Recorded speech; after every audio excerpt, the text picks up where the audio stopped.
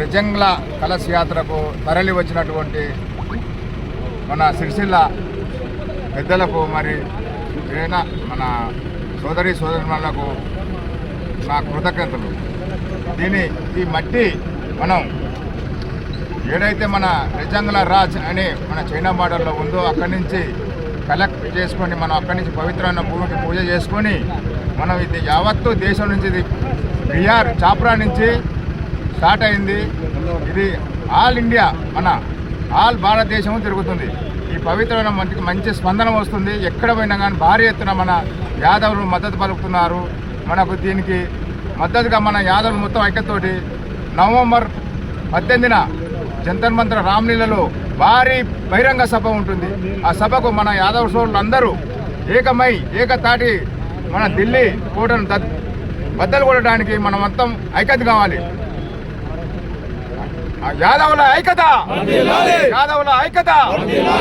జై యాదవ్, జై యాదవ్. సాధించుకుందాం.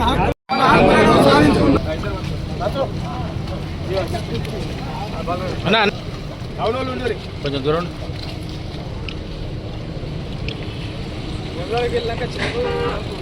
అన్నారు.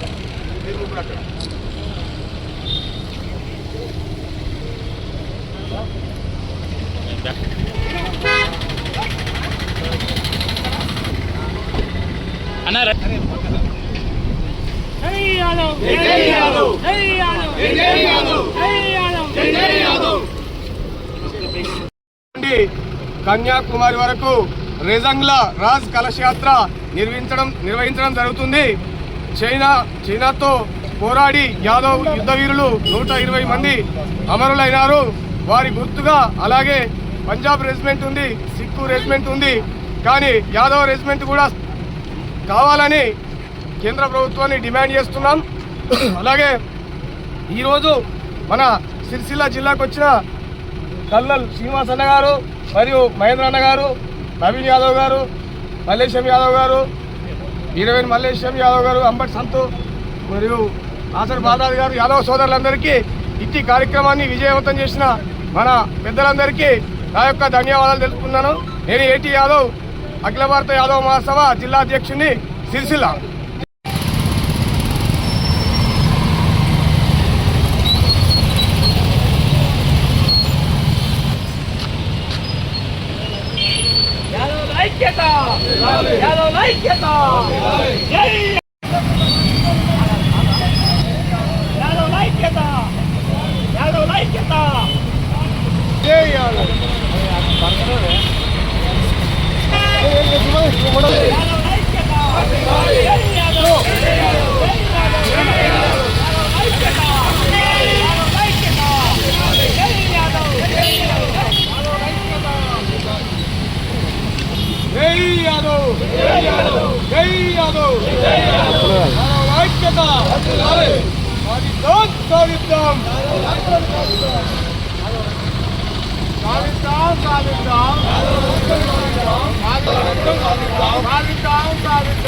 Jai Yadav!